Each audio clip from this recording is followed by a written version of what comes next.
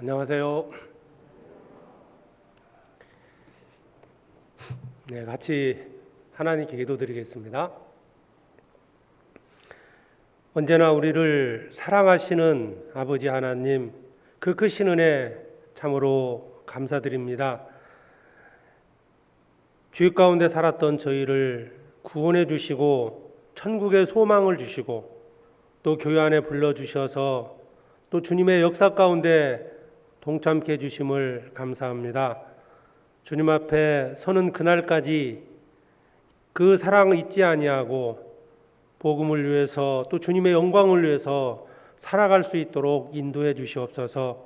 한 사람도 거룩한 무리 가운데 떨어지는 자 있지 않도록 그 믿음을 지켜주시고 주님의 그 사랑을 붙들고 끝까지 믿음의 길을 걸어가게 해주시옵소서.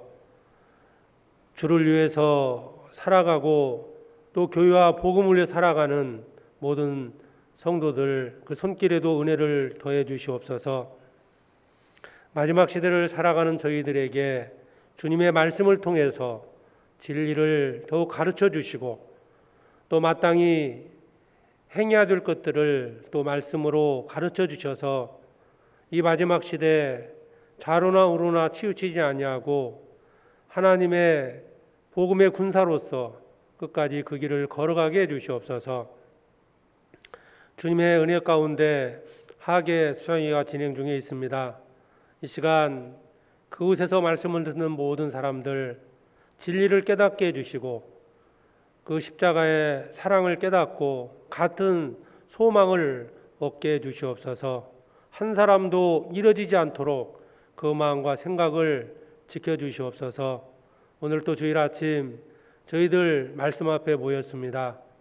마땅히 알아야 될 것들 또 깨달아야 될 것들을 또 오늘의 말씀을 통해서 나타내 주시기를 원합니다.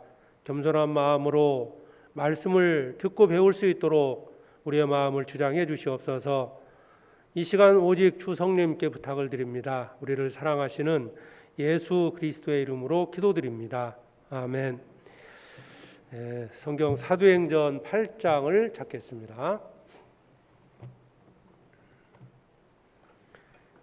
199페이지 사도행전 8장입니다.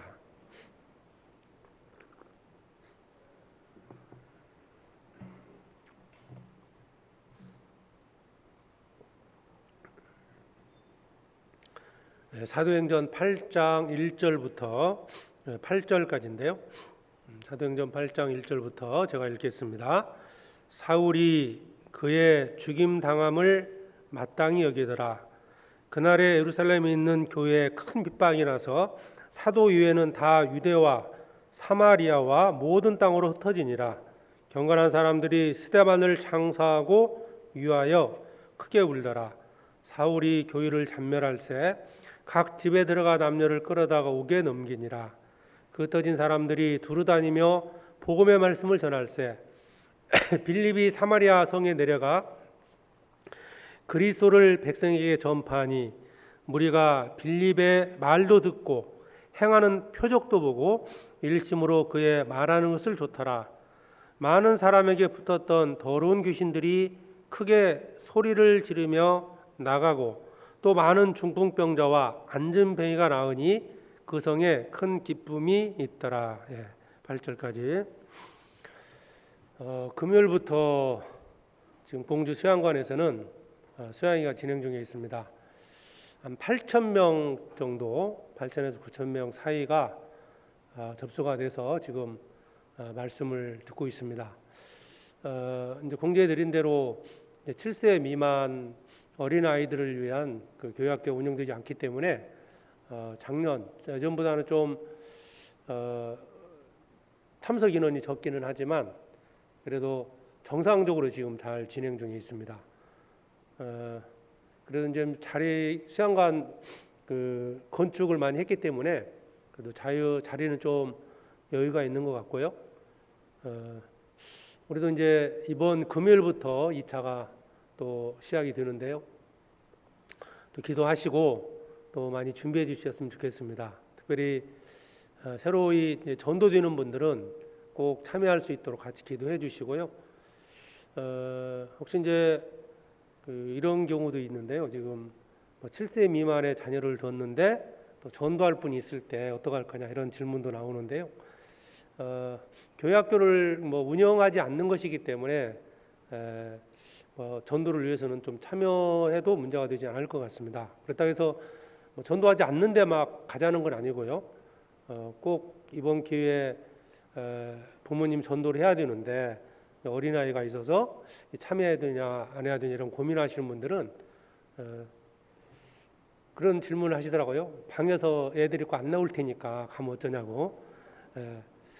어떤 새로운 숙소를 전도하는 분들에게는 작은 숙소를 드리니까 그것도 하나 이제 방법일 수도 있고, 그리고 또 애들이 전체적으로 참여를 하지 않기 때문에 크게 어려움은 없을 것 같습니다. 나중에 또 광고를 하겠지만 개인적으로 혹시 이제 이상 증상이 있는 분들, 기저질환이 있는 분들은 참석하지 않는 것을 원칙으로 했으니까요. 많이 또 협조해 주시기 바랍니다. 어떤 수양회를 위해서 많이 기도해 주시고요. 관심 가졌으면 좋겠습니다. 자, 오늘은 계속 우리가 사도행전을 배우고 있는데 사도행전 8장을 중심으로 해서 성령께서 어떻게 또 전도해 나가시는 그 방법을 좀 같이 생각해 보겠습니다. 자, 구약 성경을 읽으면 하나님께서 일하시는 것을 볼 수 있습니다. 사복음서는 예수 그리스도께서 행하시고 가르치셨던 것을 알 수가 있습니다. 사도행전은 성령께서 어떻게 구원받은 자를 통해서 복음을 전하는지를 우리한테 가르쳐주고 있습니다. 삼위의 하나님, 성부, 성자, 성령께서 어떻게 일하시는지 사도행전 8장에는 성령의 일하심이 자세히 설명되어 있습니다. 성령께서 어떻게 전도하시는가? 성령께서는 지금도 구원받은 자들을 통해서 이 복음을 전하고 계십니다. 이 땅에 이제 교회가 세워지고 난 이후에 성령께서는 사도들을 통해서 또 복음을 전했고, 또 순교자였던 스데반, 이제 사도행전 8장에는 빌립을 통해서 이 복음을 전하는 과정이 설명되어 있습니다. 스데반과 빌립은 7 집사 중에 한 사람이었습니다. 7 집사였죠. 그런데 그 두 사람은 전혀 다른 모습으로 복음을 전했습니다. 스데반은 순교를 당했습니다. 빌립은 사마리아 지역에서 많은 사람들에게 복음을 전해서요, 교회가 형성이 되고, 그로 말미암아 이방인들에게도 전도할 수 있는 어떤 기초를 다졌다고 볼 수 있는데요. 서로 이제 다르지만 결국 성령께서 그 집사 스데반, 빌립을 통해서 이제 복음을 전했다는 것은 이제 사실입니다. 그런데 예루살렘에서만 전도했던 그 사도들, 제자들이었는데요. 왜 그들이 이제 사마리아 지역으로 가서 복음을 전했을까? 당시 이제 유대 사회에서는 사마리아 사람들은 혼혈족이다 해가지고요, 유대인과 이방인의 어떤 그 결혼을 통해서 형성된 민족이라 해서 사마리아인들을 주인 취급했고요, 그들과 상종하는 걸 꺼려했습니다. 그런데 예루살렘에 있었던 사람들이 이 사마리아 지역에서 이제 복음을 전하게 되는데요. 거기는 특별한 이유, 사건이 하나가 있습니다. 그 8장 1절에 보면 사울이 그의 죽임 당함을 마땅히 여기더라. 그날에 예루살렘에 있는 교회에 큰 핍박이 나서 사도 유해는 다 유대와 사마리아 모든 땅으로 흩어지니라. 자, 교회에 큰 핍박이 났다고 되어 있습니다. 핍박으로 인해서 더 이상 예루살렘에서 복음을 전할 수 없는 상황이 만들어진 거예요. 핍박이 나서 흩어질 수밖에 없는 상황이 된 겁니다. 그리고 그들이 흩어져서 복음을 전한 겁니다. 자, 핍박, 큰 핍박이 그들에게는 어떤 고통이 됐었지만 복음이 확장되는 계기가 됐다는 겁니다. 그래서 오늘 이제 생각해 보고자 하는 것은 핍박입니다. 그 핍박이 주는 이익에 대해서 좀 말씀을 드리도록 하겠습니다. 핍박이 있었던 이유는 복음이 전해지는 것을 싫어했던 유대인들 때문이었죠. 예수 그리스도를 십자가에 못 박아 죽였던 자들이 유대인들입니다. 바리새인들, 사두개인, 제사장들이 예수님을 십자가에 못 박아 죽였어요. 자, 죽였는데도 불구하고 그리스도를 믿는 자들이 점점 많아지면서 그 복음을 또 전하니까 유대인들은 극도로 싫어했던 거죠. 그래서 앞에 이제 배운 것처럼 사도들을 핍박했습니다. 스데반을 돌에 쳐서 죽였어요. 그럼에도 불구하고 복음이 전해지니까 그들을 이제 교회적인 핍박을 한 겁니다. 전에까지는 개인적으로 어떤 한 개인들을 핍박했다면 이제 교회에 큰 핍박이 났다라고 말씀하고 있잖아요. 교회적인 핍박이 있었던 겁니다. 자, 그럼 이 핍박의 결과가 어떻게 됐을까? 왜 핍박을 하나님은 허락하셨을까?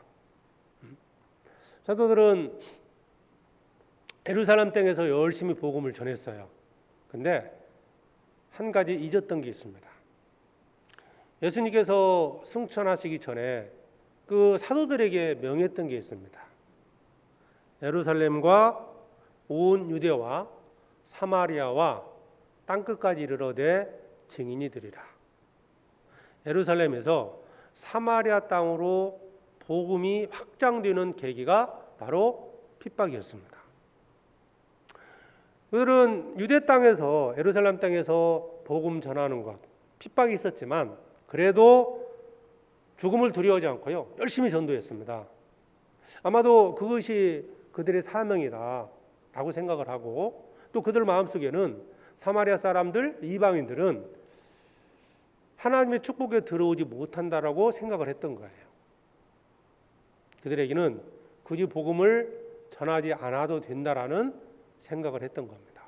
그래서 그들에게 어찌 보면 전도할 생각을 하지 않았던 거죠.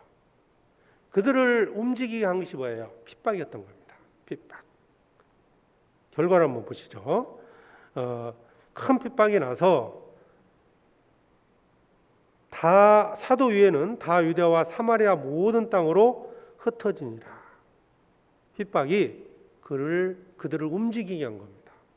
이건 자원해서 했던 건 아니죠. 핍박 때문에 그들은 흩어진 겁니다. 사실 그 당시에 그리스도를 믿고 신앙생활을 한다는 것은 곧 유대 사회에서는 그 사회에서 쫓겨나는 겁니다. 사실은 그들과 함께 할 수 없는 정도로 엄청난 핍박이거든요. 어떤 공동체 생활을 하다가 종교가 달라졌어요. 그러니까 함께 할 수 없는 거거든요. 그럼에도 불구하고 그들은 예루살렘 땅에서 있었던 거죠. 그러다가 결국 핍박이 점점 커지니까 그들이 이제 예루살렘 땅을 떠날 수밖에 없는 상황이 된 거예요. 8장 4절을 보겠습니다. 그 흩어진 사람들이 두루다니며 복음의 말씀을 전할세. 흩어진 사람들이 가서 뭐 했을까? 전도했습니다. 5절 빌립이 사마리아 성에 데려가 그리스도를 백성에게 전파하니 무리가 빌립의 말도 듣고 행하는 표적도 보고 일심으로 그의 말하는 것을 좋더라. 8절 그 성에 큰 기쁨이 있더라. 그러니까 사마리아 성, 사마리아 사람들이 구원을 받은 겁니다. 하나님의 인도하심이죠. 성령께서 그들의 발걸음을 인도하신 거예요. 뭘 통해서? 핍박입니다. 14절에 보면 14절 한번 보시죠. 14절 예루살렘에 있는 사도들이 사마리아도 하나님의 말씀을 받았담을 듣고 베드로와 요한을 보내매. 자, 사마리아도라는 말 속에 그들의 어떤 마음을 알 수 있잖아요. 사마리아도 구원받았대. 이 말은 그 성 사람들에게 복음을 전할 생각이 없었던 것 같아요. 그런데 주님 인도하신 겁니다. 그리고 25절 두 사도가 주의 말씀을 증거하여 말한 후 예루살렘으로 돌아갈새 사마리아인의 여러 촌에서 복음을 전하니라. 핍박으로 유대와 사마리아 모든 땅으로 흩어지게 됐고 이 또한 하나님의 섭리라는 걸 알 수 있습니다. 자, 핍박이 복음이 확장되는 계기가 된 겁니다. 핍박받기를 좋아하는 사람은 없잖아요. 내가 구원받고 가족들에게나 주변 사람들에게 핍박받는 걸 뭐 좋아하는 사람은 아무도 없을 거예요. 그런데 반드시 그 핍박을 통해서 주님이 일하시는 게 있다는 겁니다. 성령께서는 그 핍박을 허락하신 거예요. 그래서 결과적으로 더 많은 사람들에게 복음을 전했다는 겁니다. 사탄이 대적을 했지만 결과적으로는 주님의 복음이 확장되는 계기가 된 거죠. 예수님을 십자가 못 박아 죽이면 끝날 거라고 생각했지만 예수님의 십자가의 죽으심이 구원의 완성이 된 겁니다. 그리스도인들을 핍박하면 더 이상 복음이 전해지지 못할 것이라고 사탄은 생각을 했지만 핍박을 했기 때문에 더 복음이 온 세상으로 전파되는 계기가 됐다는 거예요. 사도행전 8장에서는 우리에게 그것을 가르쳐주고 있습니다. 핍박, 고통, 좋아하는 사람은 아무도 없습니다. 구원받고 우리 형제님들 거의가 그런 핍박을 받았을 거라고 봐요. 핍박이 없었다면 내가 신앙생활을 잘했을까? 물론 그 핍박 때문에 교제를 떨어지는 사람도 있어요. 어찌 보면 그것은 스스로 이제 구원받지 못한, 그게 구원받지 못했기 때문에 떨어졌다고 볼 수도 있거든요.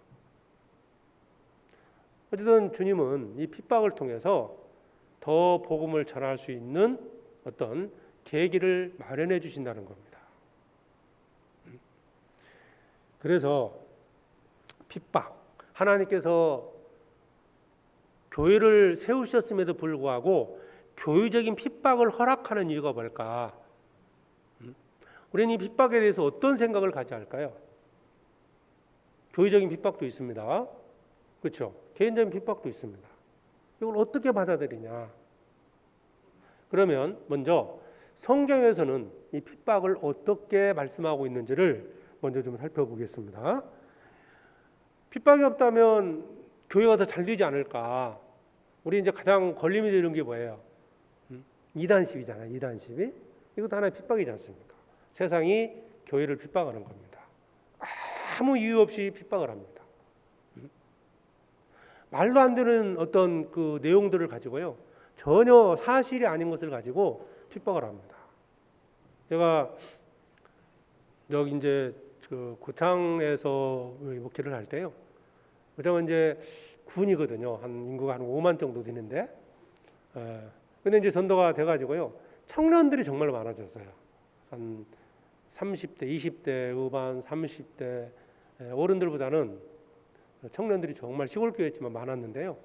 나중에 들리는 얘기가요, 교회 이제 그 고창 안에 있는 여러 교회들에서 우리를 이단시하면서요 하는 말이 뭐냐면, 저 교회는 청년들이 많아서 이단이래요. 대부분 이제 시골 교회가 어르신들이 많거든요. 뭔가 뭐 이상한 걸 얘기해가지고 청년들이 이렇게 모여드는 거 보니까 저 이단이다, 아마 그런 얘기도 듣고요. 저 교회 가면 대부분 지하실에 끌려간대요. 교회 지하실도 없었는데. 그래서 뭐 여러 가지 얘기를 가지고 핍박을 합니다. 자, 그런 교회적인 핍박이 없다면 훨씬 전도가 잘 되지 않을까, 이런 생각 대부분 해보십니다. 뭐 해봤을 겁니다. 저도 뭐 목회하면서 그런 생각을 하거든요. 뭐 그런 것만 없다면 더 많은 분들이 와서 말씀도 듣고, 또 말씀을 듣다가만 이제 검색해서 막 이상하다, 뭐 어떤 그 온라인상에서 나오는 내용들을 가지고 말씀을 듣다가 중간에 떠나는 사람도 있고 막 그러지 않습니까? 그런 게 없다면 더 전도가 잘 되지 않을까? 그런 생각을 하잖아요. 그러면 여기에 대한 답을 찾으려면 성경에서 답을 찾아야 돼요. 성경에서 과연 핍박에 대해서 어떻게 말씀할까? 성경 찾아보겠습니다. 요한복음 15장입니다.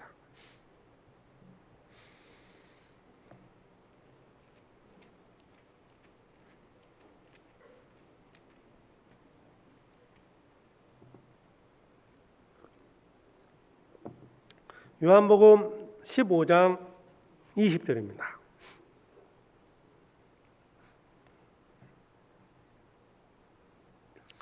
내가 너희더러 종이 주인보다 더 크지 못하다 한 말을 기억하라. 사람들이 나를 핍박하였은즉 너희도 핍박할 터이요 내 말을 지켰은즉 너희 말도 지킬 터이라. 기억하라. 예수님이 기억하라고 그랬습니다. 사도들, 제자들에게 말씀하신 거예요. 기억하라. 뭘?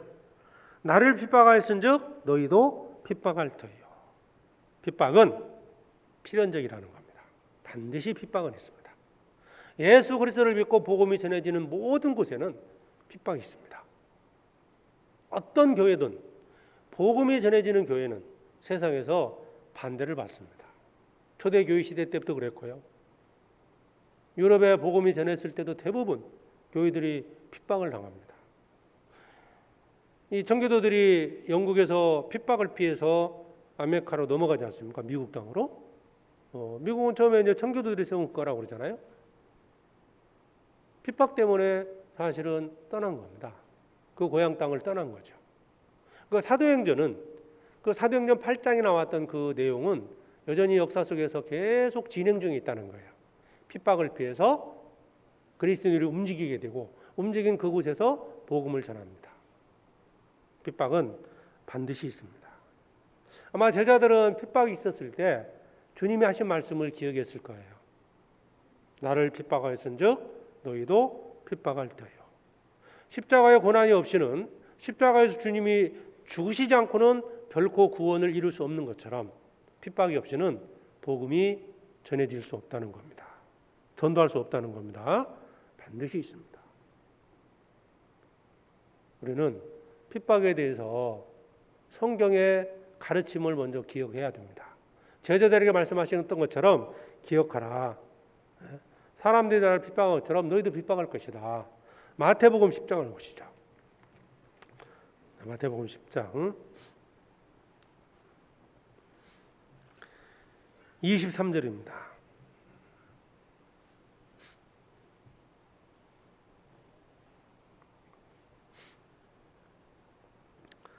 마태복음 10장 23절에 이 동네에서 너희를 핍박하거든 저 동네로 피하라. 내가 진실로 너희에게로는 이스라엘의 모든 동네를 다 다니지 못하여서 인자가 오리라. 12제자를 부르시고 복음을 그 말씀을 전파하라고 이제 보내십니다. 그러면서 그들에게 하신 말씀이 이거예요. 이 동네에서 핍박하거든 저 동네로 피하라. 도망치라는 게 아닙니다. 가서 그 핍박을 통해서 주님이 인도하심이 있다는 거예요. 성령께서 인도해 가신다는 거죠. 핍박은 하나의 수단입니다. 복음이 확장되는 하나님의 방법이라는 거예요. 성경은 핍박이 필연적이다라고 말씀을 했습니다. 사도들에게 이런 동일한 핍박을 받았잖아요. 사도들이. 그 후에 제자들, 그 다음에 그 집사들, 그리스도인들이 동일한 핍박을 받았고요. 우리도 그러한 핍박을 받고 있습니다. 끝날 것 같지만 끝나지 않습니다. 교회가 확장이 되고요. 수가 아무리 많아져도 여전히 핍박합니다. 핍박을 절대 두려워해서는 안 된다는 겁니다. 대표적인 이제 구약의 사례들도 있잖아요. 이스마엘이 이삭을 핍박했습니다. 육체를 따라하는 자가 성령을 따라하는 자를 핍박한 것 같이 이제도 그러하도다. 그 핍박은 여전히 진행 중에 있습니다. 그리고 믿음을 지키고 살아가려는 데도 반드시 핍박이 있습니다. 무릇 그리스도 예수 안에서 경건하게 살고자 하는 자는 핍박을 받으리라. 이 세상은 마귀에 속한 겁니다. 경건하게 살고자 할 때 거기에 반드시 반대가 따른다는 거예요. 핍박이 있다는 겁니다. 선하게 살려는 것이 참 어렵죠. 이상하게 봅니다. 온전한 어떤 그 정상적인 사고를 갖고 살아가기가 점점 어려워지고 있다는 거예요. 관점이 다르다는 겁니다. 죄를 자랑하는 시대입니다. 악을 포장해서 더 자랑하는 시대에 우리가 살고 있습니다. 착하게 사는 것이, 말씀대로 사는 것이 뭔가 바보처럼 느껴지는 그런 시대에 살고 있습니다. 경건하게 살고자 할 때 핍박이 있습니다. 그러니까 복음을 전하는 과정에도, 믿음을 지키는 과정에도 핍박은 반드시 있습니다. 그러면 그 핍박을 통해서 어떤 열매가 맺힐까? 이게 중요하지 않겠습니까? 왜 핍박을 하셨을까? 왜 고난을 허락하시는가? 열매가 있기 때문에 그렇습니다. 어떤 열매가 맺힐까요? 첫째는 성경 사도행전 11장을 보시죠.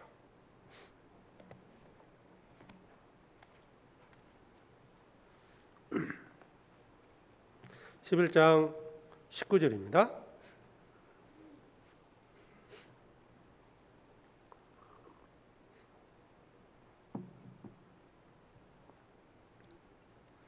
사도행전 11장 19절 때에 스데반의 일로 일어난 환란을 인하여 흩어진 자들이 베니게와 구브로와 안디옥까지 이르러 도를 유대인에게만 전하는데 그 중에 구브로와 구레네 몇 사람이 안디옥에 이르러 헬라인에게도 말하여 주 예수를 전파하니 주의 손이 그들과 함께 하심에 수다한 사람이 믿고 주께 돌아오더라. 자, 스데반의 일은 스데반이 순교당한 일이죠. 그리고 나서 교회에 핍박이 있었습니다. 큰 환란이 있었어요. 흩어졌습니다. 그들이 유대인에게만 전했어요. 처음에는 유대인에게만. 그러니까 여기에 이 유대인에게만 전했다라는 말씀이 있고, 그래서 결국 헬라인에게 전했다라는 말씀 있잖아요. 복음이 확장됐다는 겁니다. 유대인에게서 이방인에게로 복음이 전해지는 과정 속에서 이 핍박이 활용이 된 겁니다. 흩어졌어요. 더 이상 예루살렘에 살 수 없는 상황이 되니까 많은 사람들이 환란을 피해서 여러 지역으로 가다가요, 안디옥에 이르러서 헬라인에게도 복음을 전했습니다. 그리고 많은 사람들이 믿고 구원을 받은 겁니다. 그래서 핍박은 어떤 열매가 맺힙니까? 핍박을 통해서 전도 열매가 맺힌다는 거예요. 전혀 생각지 않은 곳에 복음이 전해진다는 거예요. 핍박은 교회적으로나 개인적으로 그 핍박을 통해서 정말 생각지 않은 사람, 만약 핍박이 없다면 핍박하는 사람에게 전도할 수 있는 상황이 만들어지지 않을 수도 있어요. 그런 경우도 있거든요. 그냥 어떤 자매님이 이제 남편이 자기를 교회를 나가는 것은 허락하는데, 그리고는 이제 뭐 핍박 같은 게 없어요. 그러니까 이미 타협을 한 거죠. 스스로 타협을 한 겁니다. 그래, 나 교회 나가는 것만 허락해 주고도 감사하지. 이렇게 생각하고 쭉 가다 보면 전도할 수 있는 기회를 놓칠 수 있다는 거예요. 핍박이 시작되니까요. 처음에는 조금 순수한 의도는 아니에요. 핍박이 시작되니까 너무너무 핍박이 길어오니까라도 전도해보자. 이렇게 이제 전도가 시작되는 경우도 있거든요. 어떤 이유든지 간에 결국 핍박으로 인해서 전도가 됩니다. 예루살렘에 핍박이 없었다면 사도들은요, 계속 그 예루살렘 땅에서 아마 머물러서 유대인들에게만 전도했을 겁니다. 성령께서 그들을 인도하신 거예요. 핍박하는 그 유대인들 배후에는 사단이 있습니다. 사도들과 그 집사 스데반 빌립 뒤에도 성령이 계십니다. 성령께서 그 사탄의 핍박을 통해서 복음이 온 세상으로 전파될 수 있도록 인도해 가신다는 거예요. 첫째는 뭐냐? 복음이 전해진다는 겁니다. 그게 열매예요. 아마 그 당시 교회에 핍박이 없었다면 우리에게까지 복음이 왔겠습니까? 그게 전해져서 지금 우리가 구원받고 우리가 지금 복음을 전하고 있는 겁니다. 디모데후서 1장 9절입니다.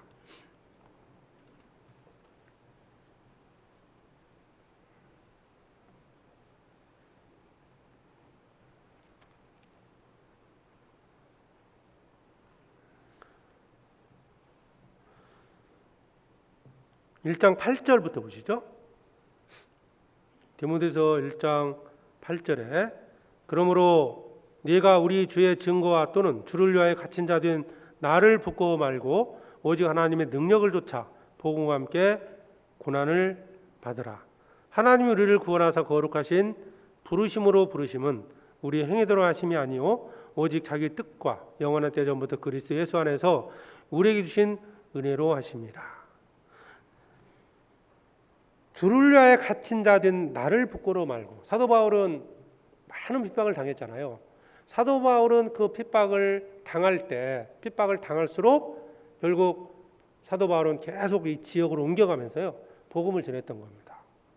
어느 지역에서 핍박하면 다른 지역으로 옮겨지고요, 또 거기서 핍박하면 또 옮겨지고, 그러면서 복음이 점점 확장이 된 거예요. 그래서 첫 번째 열매는 전도 열매가 맺힌다는 거예요. 그리고 개인적인 핍박은, 개인적으로 받는 이 고난은 우리의 믿음을 연단시켜서 믿음을 성장시키는 계기가 된다는 겁니다. 데살로니가 후서 1장을 보시죠. 데살로니가 1장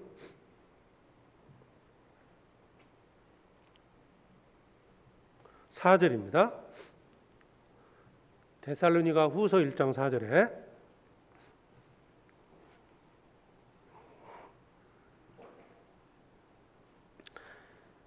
그리고 너희의 참는 모든 핍박과 환난 중에서 너희 인내와 믿음을 인하여 하나님의 여러 교회에서 우리가 친히 자랑합니다. 사도 바울이 이제 데살로니가 성도들을 칭찬하면서 이제 그들도 많은 핍박을 받았거든요. 그런데 그런 핍박과 환난이 그들의 인내와 믿음을 갖게 했던 겁니다. 우리는 알게 모르게 가정에서든 세상에서든 알게 모르게 뭐 크고 작은 여러 핍박들을 통해서 우리의 믿음이 조금씩 성장했던 겁니다. 꽃을 하나 심어놓고 식물을 하나 심어놓고 물을 주면 서서히 자라죠. 표시 안 나게 큽니다. 나중에 뭐 훌쩍 컸어요. 어린 아이들도 그렇죠? 나왔습니다. 점점 시간 속에서 자라갑니다. 자기도 모르게 훌쩍 큰 거죠. 그런 것처럼 우리도 구원받고 교회 안에서 함께하는 가운데 믿음이 성장한다는 겁니다. 그 과정에는 말씀을 듣고 배우는 것도 있어요. 그리고 핍박받는 것도 있습니다. 고난받는 것도 있습니다. 뜻하지 않은 불행도 있을 수 있어요. 믿음을 가졌다는 이유 때문에 받는 핍박도 있습니다. 이런 것들이 다 모아져서 우리의 믿음을 성장시키는 겁니다. 핍박은 반드시 있습니다. 그것을 굳이 두려워할 필요도 없고 왜 이런 핍박이 내게 있어야 될까라고 하나님을 원망할 필요도 없습니다. 성령께서 그 배후에는 성령이 계시고요, 성령께서 나를 인도해가는 방편이라고 보시면 돼요. 환난은 인내를, 인내는 연단은 소망을 이루는 줄 압니다. 환난은 인내를 만들어냅니다. 결국 환난을 통해서 소망이 더 커진다는 거예요. 믿음이 성장한 만큼 우리의 소망은 더 확고해집니다. 그러한 우리의 믿음이 지금 이 마지막 시대를 살아가는 가운데서도 그 믿음을 지킬 수 있고 또 복음을 전할 수 있는 계기가 되는 겁니다. 그러니까 오늘의 내가 있기까지는 말씀을 듣고 배운 것도 물론 있어요. 그러나 그 환난도, 그 핍박도 나를 성장케 했다는 겁니다. 핍박은 필연적이다. 하나님 허락하신 거고요. 핍박은 열매를 맺게 한다. 하나는 전도 열매, 하나는 나를 성장시키는, 믿음이 성장하는 결과를 만들어냅니다. 그러면 우리는 핍박이 올 때 어떤 태도를 가져야 될까요? 그러면 다 좋은 거잖아요. 결과적으로 보면 전도가 되고 개인적으로 믿음이 성장합니다. 그러면 핍박을 당할 때 성경에 말씀하는 게 있죠. 베드로전서 4장입니다.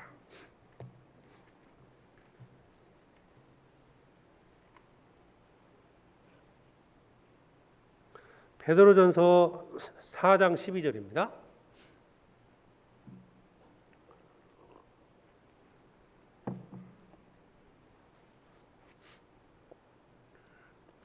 사랑하는 자들아, 너희를 시련하려고 하는 불시험을 이상한 일 당하는 것 같이 이상히 여기지 말고.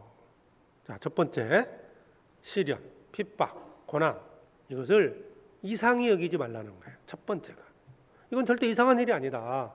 당연하다는 거예요. 당연하기 때문에 또 하나님의 섭리 가운데서 일어난 일이기 때문에 이상히 여기지 마라. 이게 첫 번째입니다. 13절 오직 너희가 그리스도의 고난에 참여하는 것으로 즐거워하라. 이는 그의 영광을 나타나실 때 너희로 즐거워하고 기뻐하게 하려 함이라. 두 번째는 즐거워라는 겁니다. 핍박은 이상하게 생각하지 말고 즐거워라는 거예요. 이제 구원받고 얼마 안 되신 분들 입장에서는 이게 조금 이해가 안 될 수도 있어요. 그러나 이미 이제 신앙생활 해보신 분들은 알 겁니다. 그게 이상한 것도 아니고 오히려 그것이 나한테 믿음의 진보를 이룬 거기 때문에 복음을 전할 수 있는 계기가 된 거기 때문에 즐거워할 수 있다. 도리어 즐거워한다는 거죠. 이게 핍박에 대한 태도입니다. 교회가 세상에서 받는 핍박에 대한 태도는 바로 이상히 여기지 말고 즐거워하자는 거예요. 개인적으로도 그렇죠. 우리 형제자매들이 개인적으로도 그런 태도를 가져야 됩니다. 주님은 전도하기 위해서 우리의 믿음의 성장을 위해서 고난을 허락하십니다. 사용되는 도구는 사탄입니다. 사탄은 그로 인해서 복음을 전하지 못할 것이라고 핍박을 통해서 한 개인의 믿음을 무너뜨릴 것이라고 생각을 하지만 도리어 그 핍박은 반대의 결과가 만들어진다는 거예요. 그러니까 사탄의 악함을 주님은 그걸 통해서 또 선으로 만들어 가시는 겁니다. 자, 예수님도 말씀하셨죠. 마태복음 5장입니다. 마태복음 5장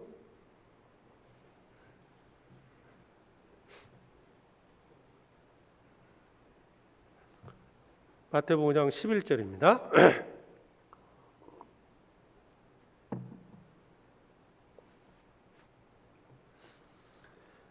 나를 인하여 너희를 욕하고 핍박하고 거짓으로 너희를 거스려 모든 악한 말을 할 때에는 너희에게 복이 있나니 기뻐하고 즐거워하라. 하늘에서 너희 상이 큼이라. 너희 전에 있던 선지자들을 이같이 핍박하였느니라. 나를 인하여 너희를 욕하고 핍박한다. 거짓으로 너희를 거스려 모든 악한 말을 한다. 핍박의 특징이 있잖아요.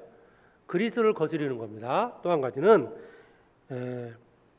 거짓으로 그랬죠. 거짓으로.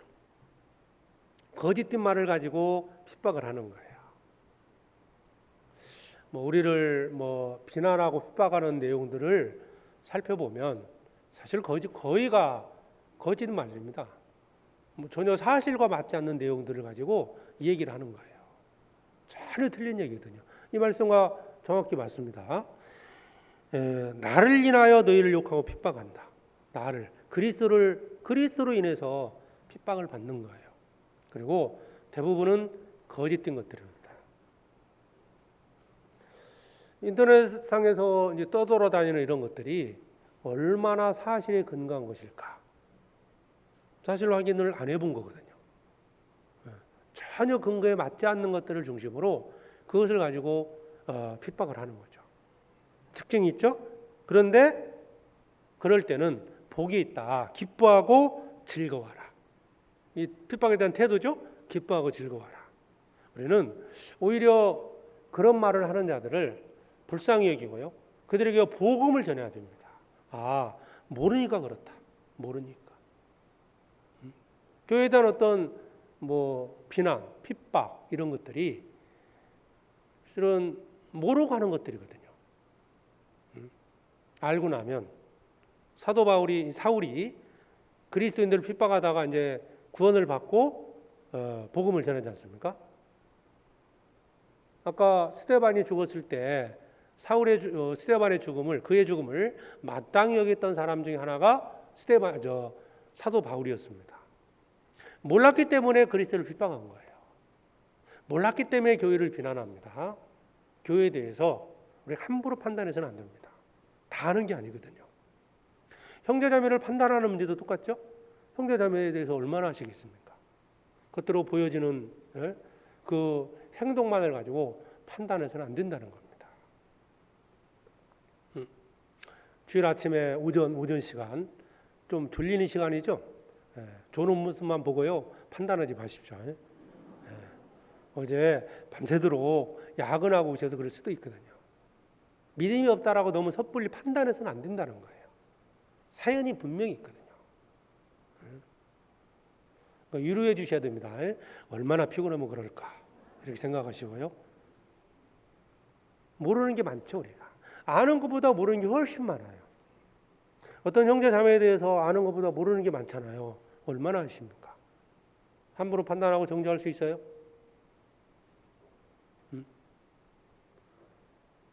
내가 만약에 잘못된 말을 가지고 판단하고 정죄한다면 반드시 하나님께 심판을 받습니다.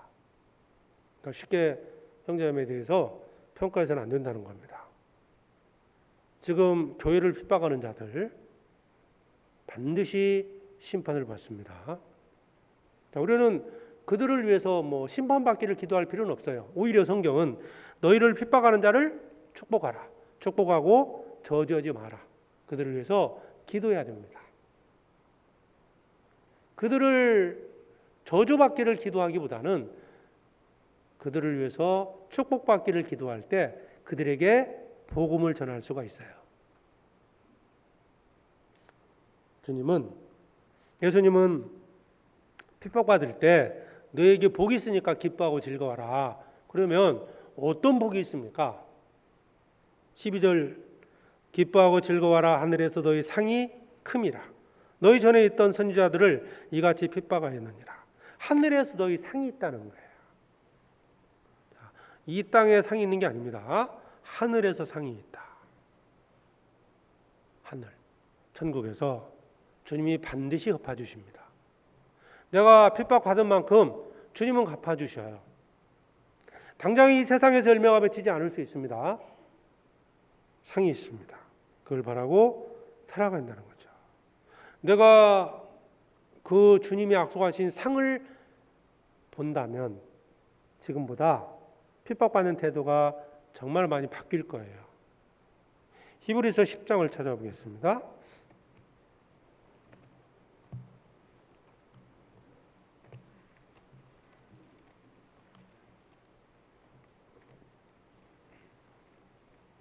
히브리서 10장 32절에 전날에 너희가 빛을 받은 후에 고난의 큰 싸움에 참은 것을 생각하라. 혹 비방과 환난으로서 사람에게 구경거리가 되고 혹 이런 형편에 있는 자들로 사귀는 자 되었으니 너희가 갇힌 자를 동정하고 너희 산업을 빼앗기는 것도 기쁘게 당한 것은 더 낫고 영구한 산업이 있는 줄 알미라. 여기 산업을 빼앗기는 것도 기쁘게 당한 것은 고난의 큰 싸움에 참은 것을 생각하라. 왜 빼앗겼을까요? 자기들의 재산을 빼앗깁니다. 예루살렘 땅에서 그리스도를 믿었다는 이유 하나 때문에 재산을 빼앗기기도 합니다. 죽임을 당하기도 했어요. 어쩔 수 없이 그 고향 땅을 떠나기도 합니다. 그럼에도 불구하고 산업을 빼앗기는 것도 기쁘게 당한 것은 뭘 받았습니까? 더 낫고 영구한 산업이 있는 줄 압니다. 우리가 이 땅에서 영원히 사는 게 아닙니다. 우리가 이 땅에서 몇십 년 살다가 천국에 갑니다. 천국에서 영원히 사는 거죠. 이 땅에서 어떻게 살았느냐에 따라서 천국에서 영광이 달라진다는 거 우리가 잘 알고 있잖아요. 내가 어디에 소망을 두냐에 따라서 이 핍박은 크게 느낄 수도 있고 작게 느낄 수도 있습니다. 어디에 소망을 두냐에 따라서 핍박을 즐거워할 수도 있고 때로는 원망과 불평을 할 수도 있습니다. 믿음이 성장한 만큼 주를 위해 살아갈 수 있습니다. 주를 위해 산 만큼 천국에서 영광은 달라집니다.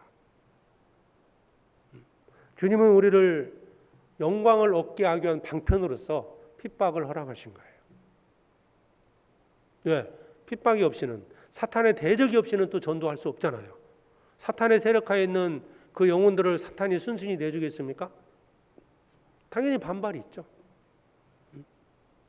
지금 러시아와 우크라이나 전쟁을 하잖아요. 다른 나라가 침공을 했어요. 순순히 내주겠습니까, 땅을?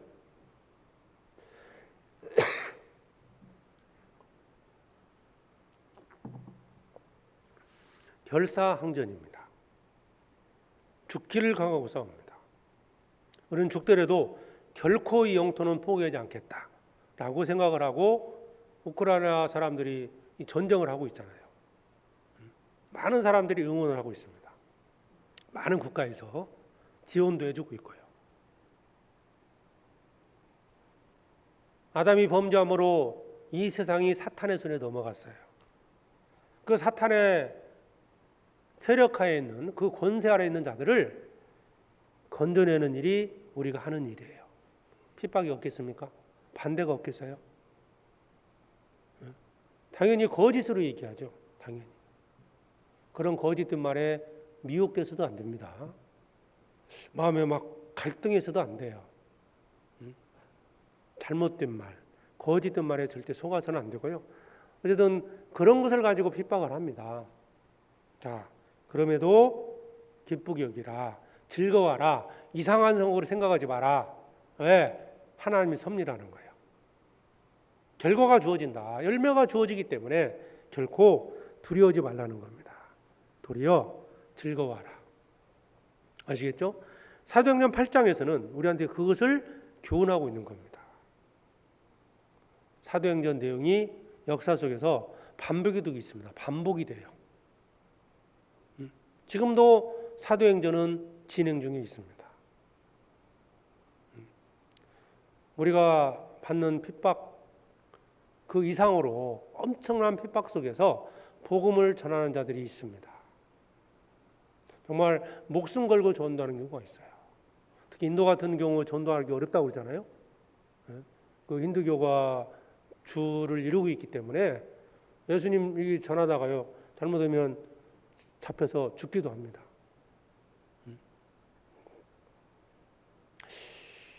그렇게 생각하면 우리가 받는 핍박은, 내가 개인적으로 받는 핍박은 정말 작은 거라고 볼 수 있어요. 그러나 일단은 자신이 당하는 어떤 그런 핍박들은 큰 고통이 되는 것은 사실일 겁니다. 그러나 즐거워하십시오. 기뻐하라는 겁니다. 이런 좋은 결과가 있기 때문에 그렇습니다. 자, 사도행전 8장 다시 보겠습니다.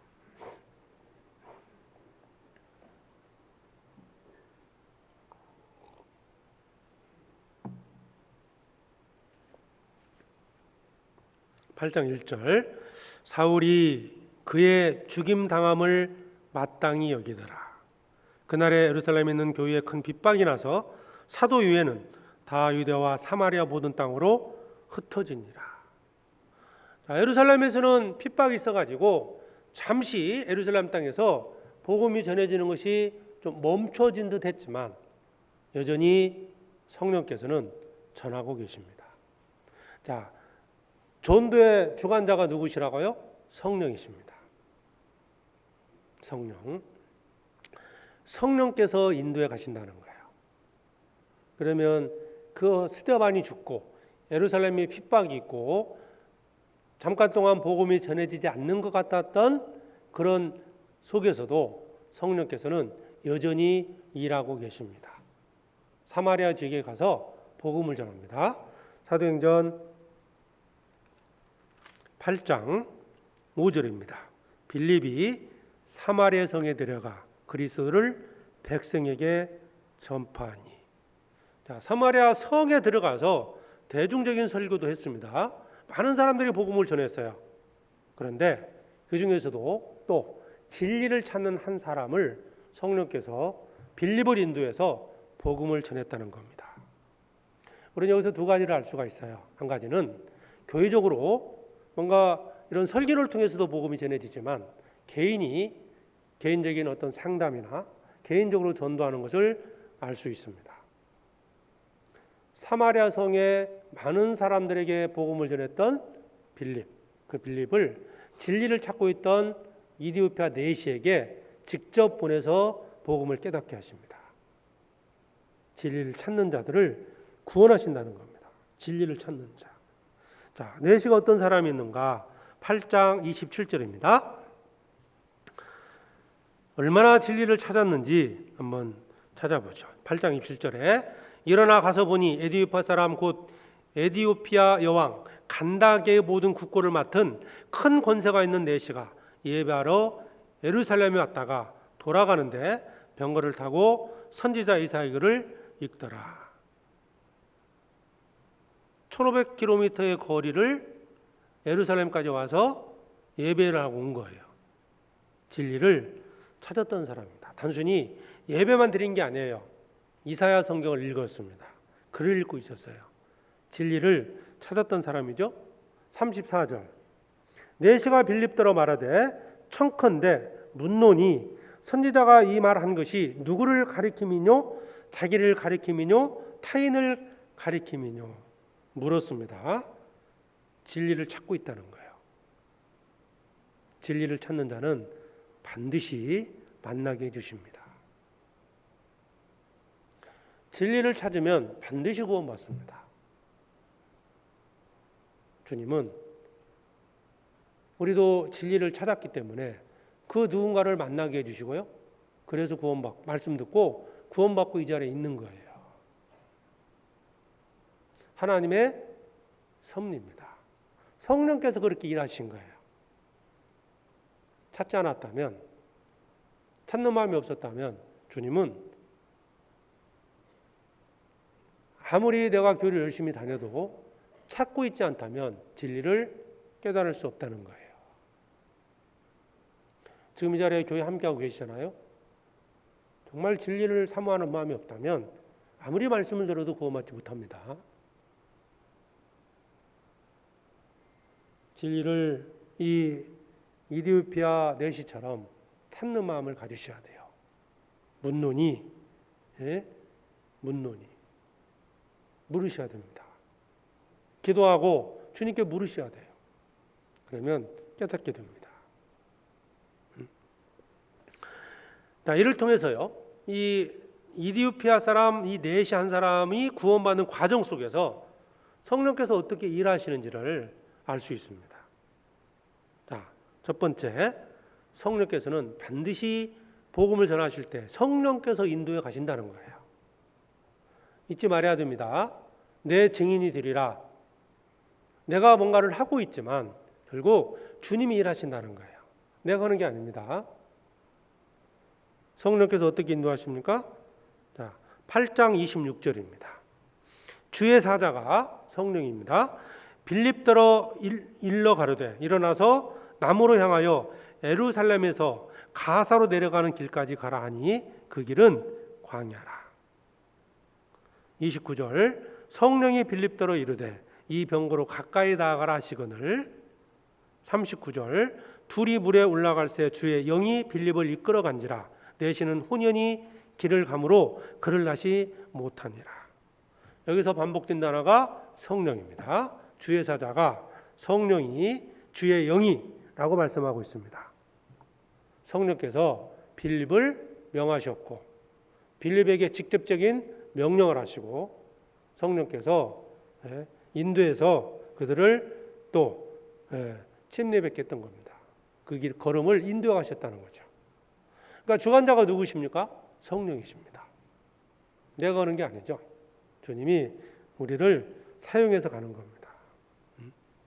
때로는 주님이 막으실 때도 있고 때로는 다른 방향으로 인도할 때도 있어요. 사도행전 16장을 한번 보시죠. 16장.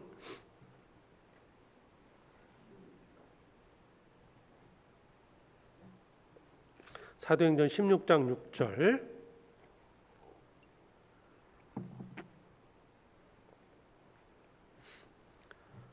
성령이 아시아에서 말씀을 전하지 못하게 하시거늘 부르기아와 갈라디아 땅으로 다녀가 무시아 앞에 이르러 비두니아로 가고자 애쓰되 예수의 영이 허락지 아니하시는지라.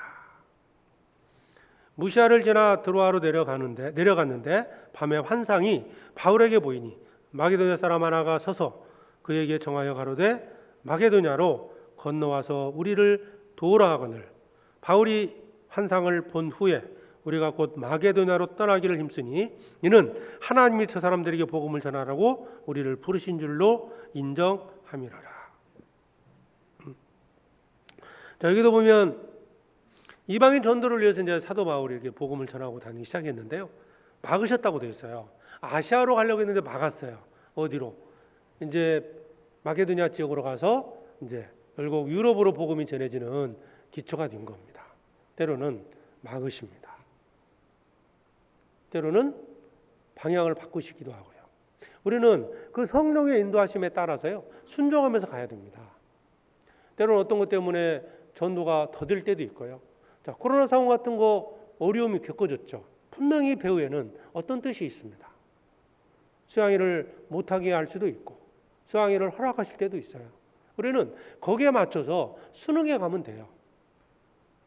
다행히도 2년 동안 수양회를 못하다가 이번에 이제 수양회를 하게 됩니다. 또 중간에 어떤 일이 생길지 몰라요. 우리는 최선을 다하되 순종하되 그 배후에 하나님이 역사하고 있음을 믿으셔야 됩니다. 하나님이 실패하는 게 아니고요. 방향을 바꾸시고 또 여러 가지 방법을 통해서 복음을 전하신다는 거예요. 사도 바울은 아시아에서 열심히 복음을 전하려고 생각을 했었습니다. 그러나 성령께서 마케도냐로 인도하셨습니다. 빌립보에 들어가고 루디아라는 여자에게 복음을 전합니다. 유럽에 복음이 전해지는 발판이 된 겁니다. 정말 뜻하지 않은 방법으로 주님은 역사하고 있습니다. 때로는 내가 아파서 병원에 들어가서 입원할 수도 있어요. 그게 전도에 그 어떤 영혼에게 복음을 전할 수 있는 계기가 되는 겁니다. 예전에 어떤 할머니 한 분 계셨는데요. 할머니, 할아버지, 이제 할아버지는 조금 이제 믿음이 확실치는 않았는데, 어떤 날 할머니는 구원받고 너무 열심히 막 복음을 전하셨어요. 그러다 어느 날 이제 할아버지 뒤에 오토바이를 타고 가다가 사고가 나서요 병원에 입원하신 거예요. 뭐 입원해서 이제 한번 신방을 갔더니요, 이렇게 상당히 이제 불평, 원망 속에서 원망 섞인 대화를 했어요.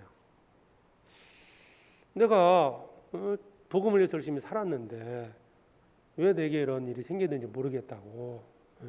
도무지 내가 아무리 생각을 해도 이해가 안 된다고. 근데 그렇게 아파하는데 뭐 제가 특별히 드릴 말씀이 없더라고요. 그래서 기도하고 나왔어요. 오래 입원하셨거든요. 한 주 더 있다 갔어요. 하여튼 이분이 완전히 얼굴이 바뀌었어요. 왜냐 봤더니 옆에 있는 침상에 있는 그 병상에 있는 환자분에게 전도하기 시작한 겁니다. 그러면서 깨달았대요. 아, 저분에게 전도하기 위해서 나를 이곳으로 보내셨다는 거예요. 하나님은 우리와 우리의 생각과는 전혀 다른 방식으로 우리를 활용해서 복음을 전하고 계십니다. 다 부자가 돼야 될까요? 다 가난해야 될까요? 다 부자 되면 가난한 사람에게 누가 전도하겠습니까? 다 가난해지면 누가 또 부자에게 전도하겠습니까? 다 건강해야 될까요? 다 입원해야 될까요? 그렇지 않습니다. 주님은 우리의 여러 가지 형편을 통해서 복음을 전하신다는 거예요. 우리는 사도행전을 통해서요, 개인이 어떻게 전도했느냐 이것도 잘 봐야 되지만 성령께서 어떻게 일하셨는지를 배워야 돼요. 성령께서 어떻게 인도해 가시는지. 핍박이랑을 통해서 사마리아 땅으로 옮겼습니다. 그리고 성령께서 명하십니다. 길을 막으시고 사도 바울을 막은 것처럼 보셔요. 빌립에게 특별한 명령을 하시거든요. 사도행전 8장 다시 봅니다.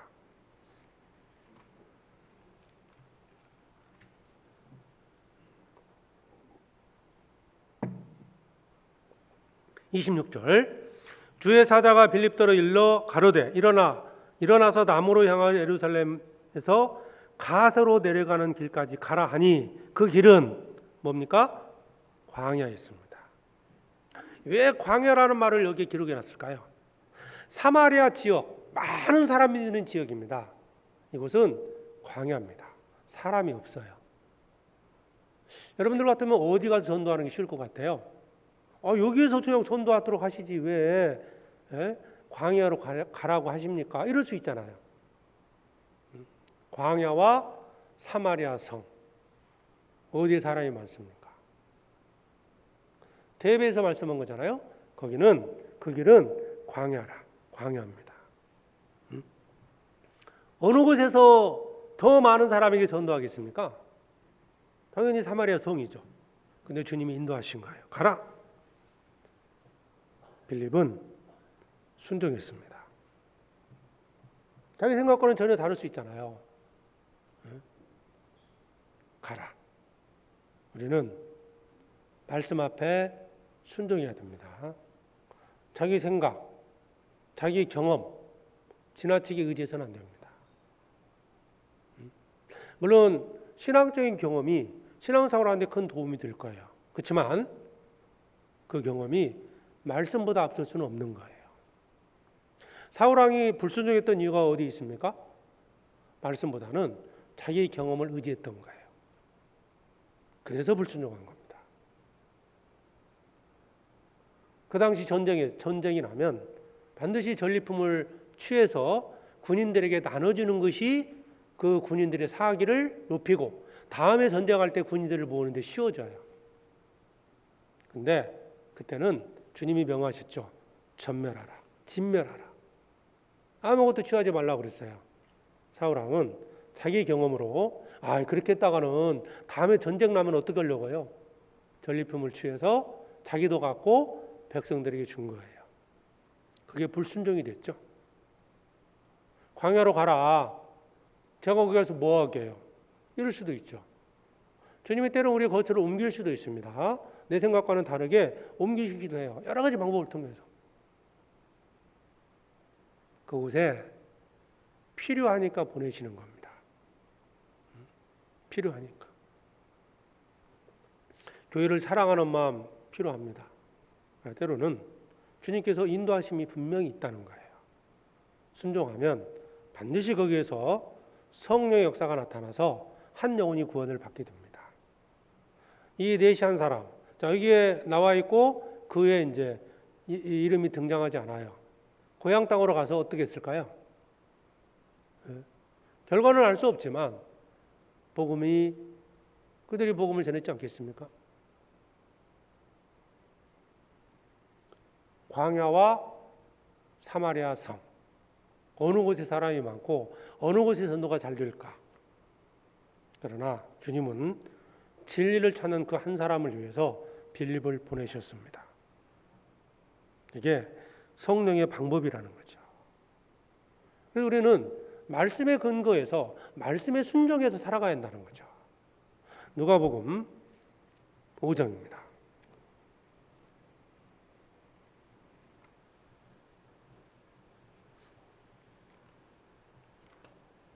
누가복음 5장 4절입니다.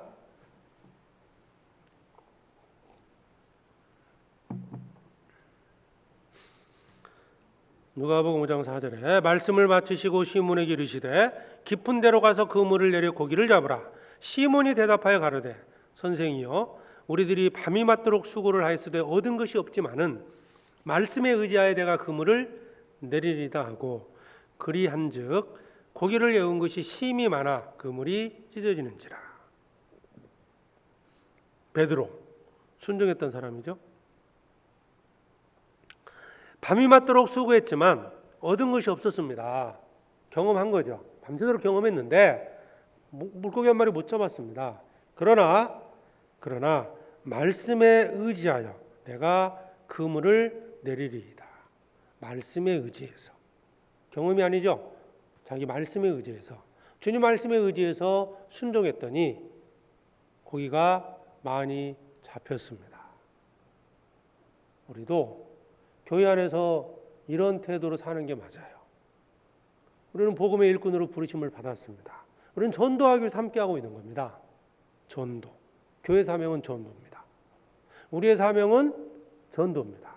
그리스도의 증인으로서 우리가 사는 것이 우리의 삶의 목적이 되는 겁니다. 그러기 위해서 주님의 인도하심이 있고 주의 명령이 있습니다. 우리는 순종하는 자가 되어야 됩니다. 빌립은 즉각 순종했죠. 순종했죠? 순종. 광야로 갔습니다. 성령의 인도하심이죠. 자, 사도행전 8장 다시 봅니다.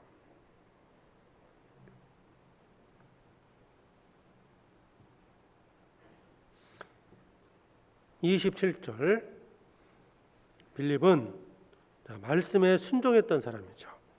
일어나 가서 보니 에디오피아 사람 곧 에디오피아 여왕 간다기의 모든 국고를 맡은 큰 권세가 있는 내시가 예배하러 예루살렘에 왔다가 돌아가는데 병거를 타고 선지자 이사야 글을 읽더라.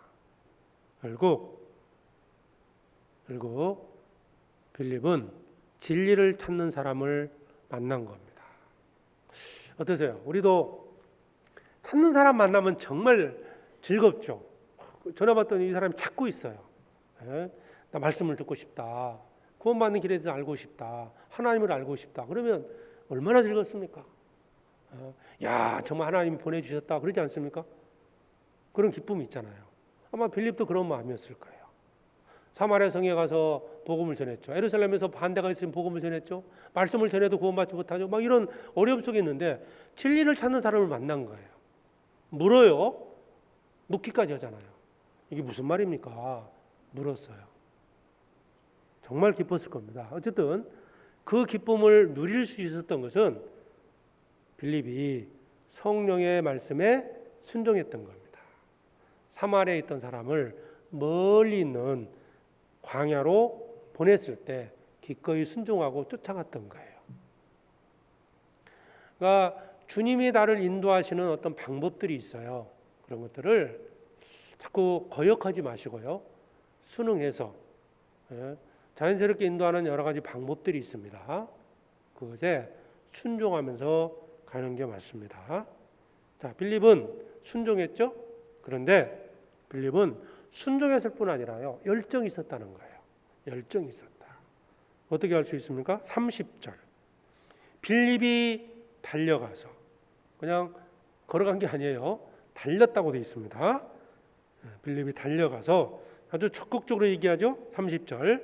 빌립이 달려가서 선지자의 이사야의 글 읽는 것을 듣고 말하되 읽는 것을 깨닫느뇨? 아마 이 내시가 진리를 찾는 사람이 아니었다면 상당히 기분 나빴을 거예요.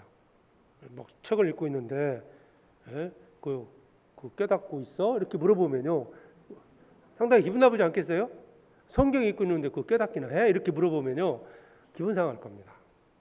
하여튼 적극적으로 얘기를 한 거예요. 깨닫느뇨? 달려가서 읽는 것을 깨닫느뇨? 담대하게 말을 한 거죠. 달려갔고 말을 했어요. 달려가고 말을 했다. 발, 전도에는 발이 필요합니다. 두 번째, 입이 필요합니다. 그렇죠? 전도하기 위해서 필요한 실제는 발과 입이라는 거예요. 눈으로 하는 게 아닙니다. 생각으로 하는 게 아니에요. 마음으로 하는 게 아닙니다. 발과 입이 필요하다. 이걸 우리한테 보여준 거잖아요. 달려갔습니다. 읽는 것을 깨닫느냐. 적극적으로 말을 한 겁니다. 그래야 이제 그 사람의 상대방의 생각을 알 수 있잖아요. 영혼을 건지고자 하는 열정이 없었다면 이와 같이 할 수 없었을 겁니다. 우리는 기도를 하는데 달려가지 않아요. 만나기는 만났는데 말하지 않습니다. 두렵다는 거죠. 열정.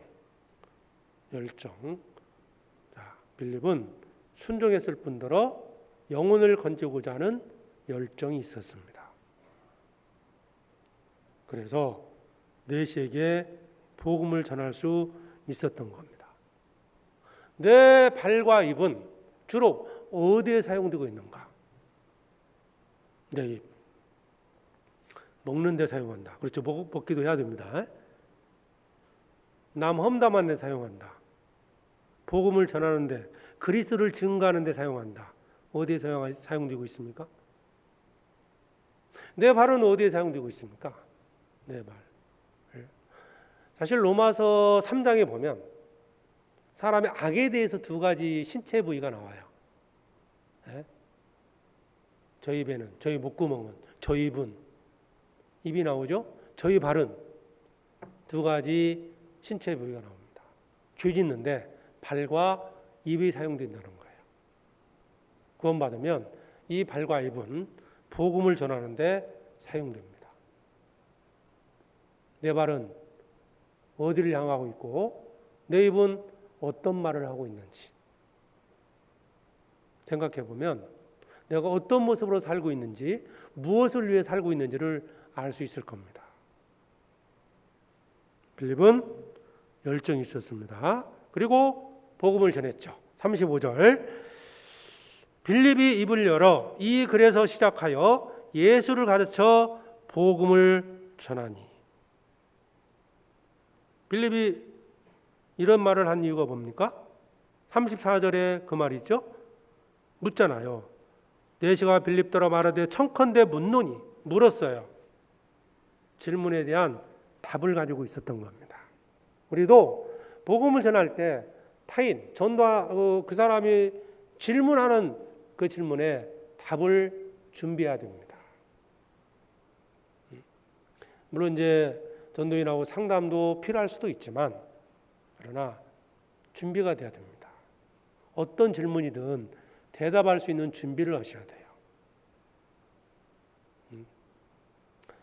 소망에 관한 이유를 묻는 자들에게는 대답할 것을 항상 예비해야 돼.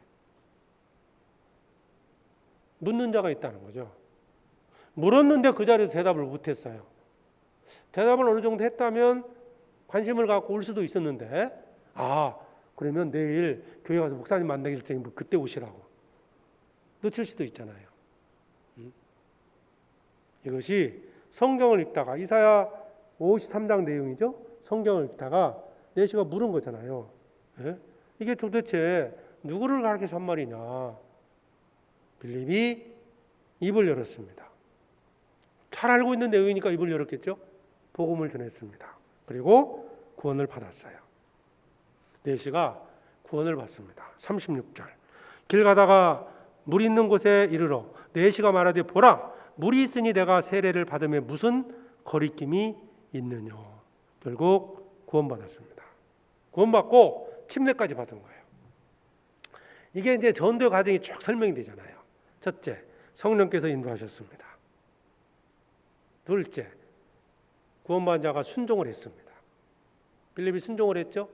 세 번째, 빌립은 열정을 가지고 있었어요. 순종을 했는데 좀 나중에 할게, 이게 아니고요. 달려갔고요. 적극적으로 가서 이 얘기를 한 겁니다. 열정을 빌립은 가지고 있었습니다.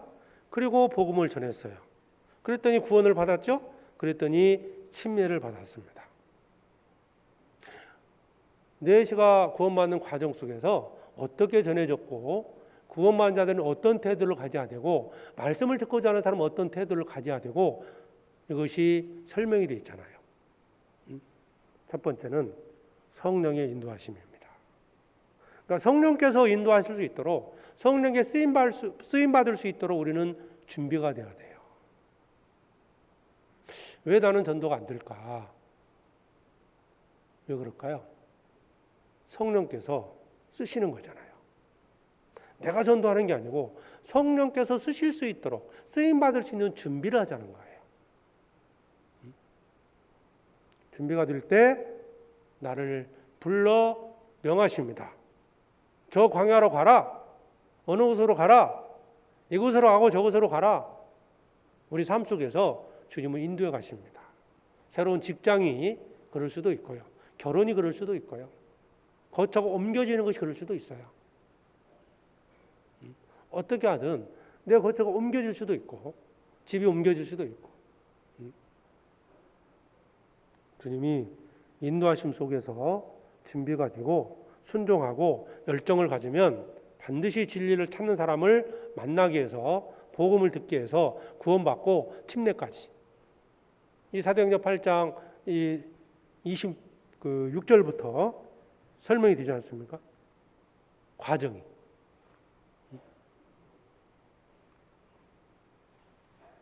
말씀드린 것처럼 우리는 사도행전에서 성령께서 어떻게 일하시는지, 성령께서 그리스도인들을 통해서 어떻게 전도하는지를 배워야 됩니다. 한 개인의 어떤 사도 바울, 스데반, 빌립을 통해서도 교훈을 받아야 되겠지만 그보다 앞서 성령께서 어떻게 일하시는지를 교훈을 받고요, 배워야 됩니다. 결국 성령께서는 빌립을 통해서 이 네시 한 사람을 구원하셨습니다. 그 전에는 빌립과 많은 사람들을 통해서 사마리아 성에 있는 자들을 구원하셨던 겁니다. 많은 사람들이 구원을 받았습니다.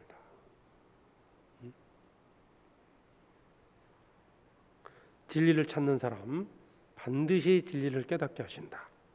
이걸 통해서 알 수가 있죠. 우리는 진리를 찾는 사람이 되어야 되고요, 겸손한 사람이 되어야 됩니다. 왜 네시가 구원을 받게 됐을까? 이 사람의 모습 속에서요, 겸손함이 있다는 걸 발견할 수 있습니다. 8장 34절입니다. 네시가 빌립더러 말하되 청컨대 묻노니 선지자가 이 말한 것이 누구를 가리킴이뇨? 물었어요. 진리는 이 네시는 진리를 찾는 사람이었다. 너희가 전심으로 나를 찾으면 나를 만나리라. 주님은 반드시 깨닫게 해주십니다. 내가 뭔가를 찾고 있는데 지금까지 못 찾았어요. 그건 잘못 찾은 거죠. 진리를 찾고 있습니까? 정말 주님께 쓰임받기를 원하십니까? 그게 진심이라면 반드시 주님은 그렇게 하십니다. 우리 중에도 혹 구원받지 못한 자가 있다면 찾으셔야 됩니다. 전심으로 찾으셔야 됩니다. 구원받기를 간절히 바라야 돼요. 여기 앉아 계시는 모든 분들이 다 천국 가면 좋겠죠. 그러나 그렇지는 않을 겁니다. 진리를 찾고요, 말씀 앞에 나오셔야 돼요. 이번 이제 수양이가 또 한 번의 계기가 될 겁니다. 참석하셔서 말씀을 듣고 구원을 받으셔야 돼요. 근데 진리를 찾는 자들의 특징이 있어요. 겸손하다는 거예요. 겸손하다. 내가 뭔가를 찾고 있지만 깨닫지 못하는 이유는 교만 때문입니다. 거기 30절을 보시죠. 30절, 사도행전 8장 30절. 빌립이 달려가서 선지자 이사야를 읽는 것을 듣고 말하되 읽는 것을 깨닫느뇨? 이 말하면 막 교만한 사람 같으면 당장에 뭐란 얘기 했을 거예요. 31절, 대답하되 지도하는 사람이 없으니 어찌 깨달을 수 있느뇨? 하고 빌립을 청하여 병거에 올라 같이 앉으라 하니, 오히려 불렀어요. 뭔가 범상치 않은 사람처럼 보였나 보죠. 빌립이 대놓고 깨닫냐 물으니까요, 지도하는 사람이 없지 어찌 깨닫겠느냐. 여러분, 깨닫기 위해서는 반드시 배워야 됩니다. 골방에 들어가서 독학해서 깨닫는 게 아닙니다. 지도하는 사람을 통해서 반드시 배워야 됩니다. 혼자 골방에서 성경 읽고 혼자 골방에서 책 읽다가 잘못되는 경우가 많습니다. 배우셔야 됩니다. 빌립은 이 네시는 겸손했습니다. 겸손한 자가 구원을 받습니다. 겸손한 자가 진리를 깨닫습니다. 겸손한 자에게 주님은 약속하셨어요. 진실로 그는 거만한 자를 비웃으시나니 겸손한 자에게 은혜를 주시느니라. 은혜를 베풀어 주십니다. 말씀을 깨닫는 것, 진리를 깨닫는 것, 하나님의 은혜입니다. 주님 앞에 쓰임 받는 것, 하나님의 은혜입니다. 그렇지 않습니까? 모든 것이 하나님의 은혜입니다. 그런데 다행히도 이 대신은 구원을 받고 진리를 찾았기 때문에 주님의 은혜를 베풀어 주셨습니다. 그러나 이 사도행전 8장에는 또 하나의 인물이 등장합니다. 시몬이라는 사람입니다.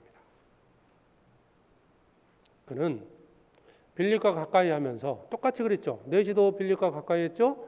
이 시몬이라는 사람도 빌립과 가까이 합니다. 그런데 이 사람은 전혀 좀 다른 사람이었어요.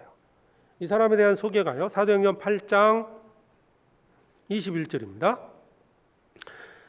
하나님 앞에서 내 마음이 바르지 못하니 이 도에는 네가 관계도 없고 분기도 될 것도 없느니라.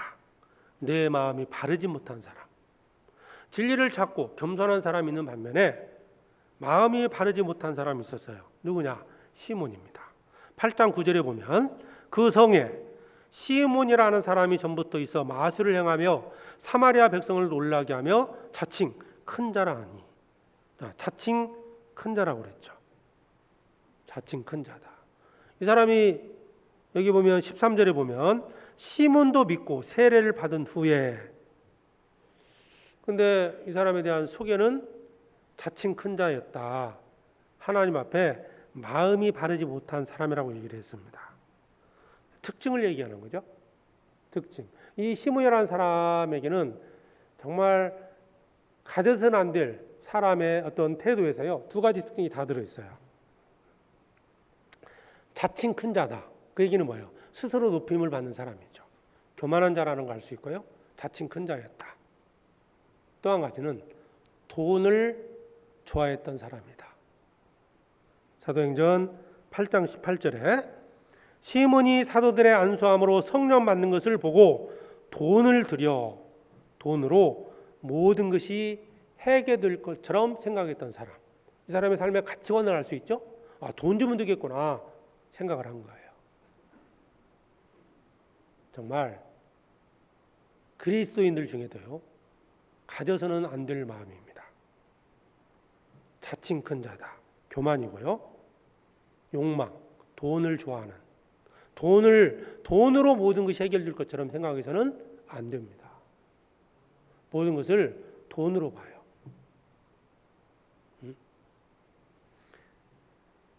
이 시몬이라는 사람에 대해서 딱히 좀 말씀을 드려보죠. 8장 19절을 보시죠. 가로되 이 권능을 내게도 주어 누구든지 내가 안수하는 사람은 성령을 받게 하여 주소서 하니. 자, 사람 앞에 높임 받기를 좋아했던 사람, 그는 그 과거의 교만에서 벗어나지 못했던 겁니다. 여전히 교만한 마음을 버리셔야 됩니다. 믿음이 성장하는 것, 진리를 깨닫는 것, 겸손해야 됩니다.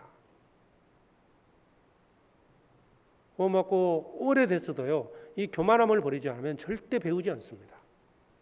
자기 생각이 옳은 거예요. 자기가 판단하고 자기 기준이 다 맞는 거예요. 이 사람, 이 시몬이라는 사람, 자기 기준이 있었어요. 교만에서 벗지 못했죠? 성령을 받으려고 했던 이유가 뭐였어요? 이유가 사도와 같이 되기를 바랬던 거예요. 사도와 같이. 왜냐면요, 여기 보면 이제 14절부터 보면은 사도들이 와서 이제 그 성령 받기를 기도했다고 됐잖아요. 그래서 이제 사도들이 와서 기도하면 성령을 받은 거예요. 근데요, 빌립 있잖아요. 빌립도 안수하면 성령이 내리지는 않았습니다. 사도들의 능력이었어요, 이게. 이 얘기는 이 시몬이라는 사람은 사도와 같은 사람이 되기를 바랬던 거예요. 그래서 거기 19절에 가로되 이 권능을 내게도 주어 누구든지 내가 안수하는 사람은 성령을 받게 하여 주소서하니. 자, 내가 안수하는 사람은, 내가라는 말이 들어가요. 내가 안수하는 사람은, 그러니까 자기도 사도들처럼 자기가 안수하면 막 사람들이 성령 받는 그런 것을 바랬던 거예요. 교만이죠. 성령을 주신 것은요, 성령을 왜 주셨습니까? 고린도전서 12장에 보면 교회 유익을 위해 성령을 주신 겁니다. 성령의 은사는 여기서 말하는 지금 성령의 은사를 가리키는 거거든요. 사도행전 8장 9절부터 성령의 성령 받는다는 말은 은사에 관련된 겁니다. 왜냐하면 구원받을 때 이미 성령이 오시잖아요. 여기서는 이제 어떤 성령의 은사를 가리키는 건데, 성령의 은사를 주신 이유가 뭘까요? 성령께서 우리에게 은사를 주시느냐? 교회 유익을 위해서입니다. 개인의 영광을 위해서 주신 게 아니에요. 근데 이 사람은 이것으로 돈벌이로 삼으려고 했던 것 같아요. 돈. 마술을 행해서 돈을 많이 벌었거든요. 내가 받은 은사를 교회와 주님의 영광을 위해서 드려야 됩니다. 내가 봉사를 하고 있다. 어떤 특별한 은사가 있다. 주님을 위해서 드리는 게 맞습니다. 재능이 있다. 아니면 내가 특별한 재물을 많이 얻는 재능이 있다. 주님께 드리는 거죠. 왜 주셨을까? 주를 위해서입니다. 그리고 이 사람 돈으로 모든 것을 해결하려고 그랬죠. 18절 시몬이 사도들의 안수함으로 성령 받는 것을 보고 돈을 들여 가로되 돈 벌려고 했던 거예요. 사실은 교회를 이용해서 돈 벌려는 사람은 없을 겁니다. 그런데 형제자매를 이익의 도구로 삼아서는 안 됩니다.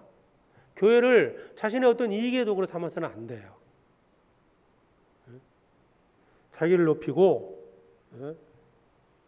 돈벌이 수단처럼 이 시몬은 그렇게 생각을 했던 거거든요. 가룟 유다가 왜 망했습니까? 12명의 제자 중에서 가룟 유다가 사단에게 쓰임 받은 거예요. 그렇죠? 11명의 제자들은 주님께 성령께 쓰임 받은 자들이 됐고 가룟 유다는 사단에게 쓰임 받은 거예요. 왜? 그 속에 있는 욕망 때문입니다. 삭슬 위하여 발람의 어그러진 길로 가는 자들, 화가 있다라고 말씀하고 있습니다. 삭슬 위해서, 돈 벌기 위해서 이스라엘을 저주했죠. 저주하려고 그랬죠. 돈이 전부가 아닙니다. 모든 것을 돈으로 봐서는 안 됩니다. 때로는 한 영혼을 구원하기 위해서 수많은 돈이 들어갈 수도 있어요. 때로는 한 영혼, 많은 영혼들을 위해서 이런 교회당이 준비될 수도 있지만 한 사람 때문에 많은 사람이 희생할 때도 있습니다. 그걸 다 어떤 돈으로 환산할 수 있을까요?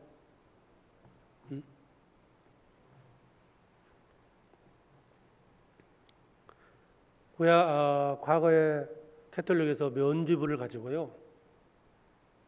그 면죄부를 팔았잖아요.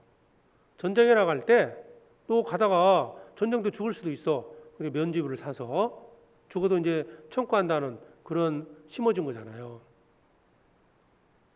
면죄부를 가지고 했다. 그러면 그네들의 가치관이 뭔지를 알 수 있는 거예요. 돈으로 무엇이든지 할 수 있다는 생각을 했던 겁니다. 너무나 이 돈에 너무 민감하게 생각하지 마십시오. 돈이 전부가 아닙니다. 주님이 어떻게 일하시는지, 빌립 한 사람, 그 사람이 없는 광야로 보냈어요. 아마 상당한 논쟁이 될 수도 있겠죠. 아니 그 한 사람을 왜 저곳으로 보내냐? 사람이 많은 곳에 있어야 전도 많이 하지 않겠느냐? 이건 우리 생각입니다. 성령께서는 진리를 찾는 자를 구원하기 위해서 그런 엄청난 말도 안 되는 생각으로 볼 때면 논리적으로 맞지 않는 그런 일도 때로는 하십니다.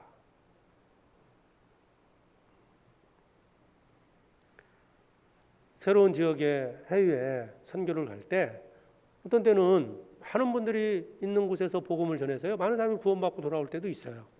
어떤 때는 정말 일주일, 이주일 했는데요. 저 사람 한 명 구원받을까 말할까 이런 지역도 있다는 겁니다. 그렇다고 그런 지역 포기할 수는 없지 않습니까? 이 시몬이라는 사람, 그 복음이 활발히 전해지는 그곳에서 시몬이라는 사람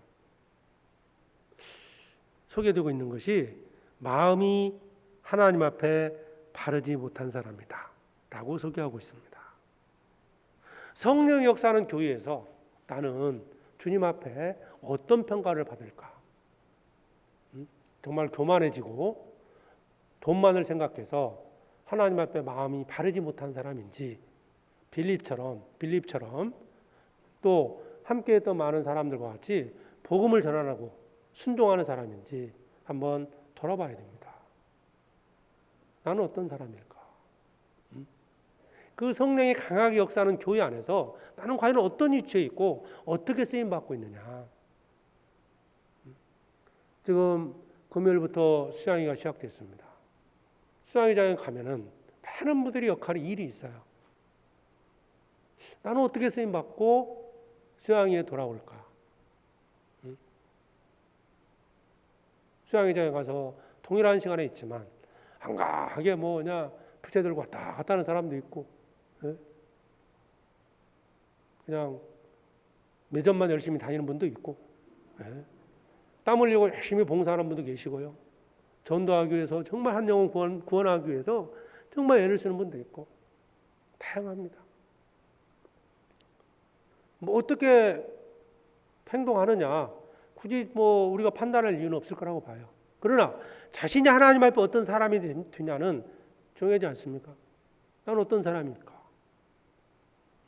똑같은 모습을 보면서도 정말 땀 흘리고 애쓰는 모습을 보면서 야 정말 이렇게 질서정연하게 일하는 거 뭐 하는 거 보니까 뭐 정말 주님 역사하는가 보다 이렇게 긍정적인 생각을 갖고 오는 사람도 있고,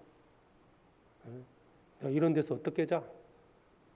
이렇게 불평만 하다가 돌아온 사람도 있습니다.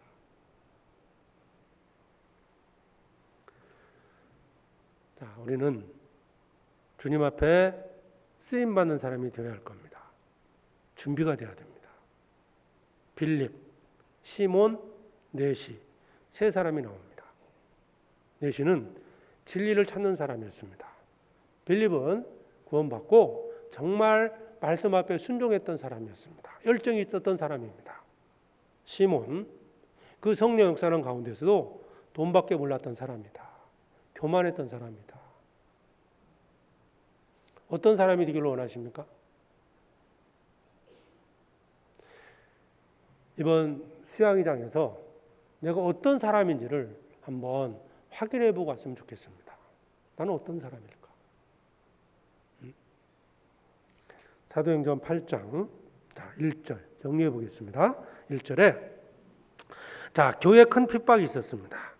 큰 핍박이 있어도 복음은 전해집니다. 핍박은 오히려 복음이 확장되는 계기가 된다는 것. 놀라운 하나님의 섭리 아닙니까? 그 배후에는 하나님이 계십니다. 불은 꺼지지 않습니다. 성령을 불로 또는 바람으로 얘기합니다. 불이 붙었어요. 거기다 바람까지 봅니다. 불은 꺼지지 않습니다. 불을 끄기 위해서 불을 내리치면 불은 더 꺼진 것 같지만 옆으로 확장이 됩니다. 사도행전 8장에는 그걸 우리에게 가르치고 있습니다. 잔디밭에 불 났어요. 솔나무 꺾어가지고요 때려봤습니다. 봄에 이게 불 붙으면요 끄기가 쉽지 않습니다. 때리면 퍼집니다. 놔두면 또 타요. 방법이 없는 거예요. 성령의 역사가 후왔습니다. 우리가 성령의 역사하는 교회 안에 성령의 역사하는 수양회장에서 이번에 힘있게 봉사하고 복음을 전하지 않겠습니까? 불을 끌려고 하는 사단의 역사는 반드시 있습니다. 그러나 그 불은 끌 수 없습니다. 어떤 것으로도 멈출 수가 없다는 거예요. 그래서 핍박을 두려워하지 마시고요. 성령의 인도하심을 따라서 주님 앞에 쓰임받는 귀한 일꾼이 되기를 바랍니다. 기도하겠습니다. 하나님 아버지 감사합니다. 주님께서 허락하신 삶 속에서 또 주님이 세우신 교회 안에서 또 주님이 맡겨주신 일을 통해서 주님을 섬기고 복음을 전하게 해주심을 참으로 감사드립니다. 주님 앞에 쓰임받고 있다는 거 참으로 주님께 오직 감사를 드립니다. 주님 오시는 그날까지 쓰임받는 지체가 돼서 하나님께 영광 돌리는 삶이 되기를 원합니다. 한 사람도 이 거룩한 무리 안에 이뤄지는 지 잊지 않도록 지켜주시고 끝까지 믿음의 길을 걸어가게 해주시옵소서. 하게 수양이 가운데 함께 해주심을 감사합니다. 주님의 은혜 속에 진행되는 수양이를 통해서 많은 영혼들이 구원받고 또 우리도 그 안에서 기쁨을 누리고 주님 앞에 영광 돌리는 귀한 수양이가 되게 해주시옵소서. 어려움 속에서도 믿음을 지키며 살아가는 모든 성도들 주님께서 함께 해주시고 또 은혜를 더해 주시옵소서. 우리를 사랑하시는 예수 그리스도의 이름으로 기도드립니다. 아멘.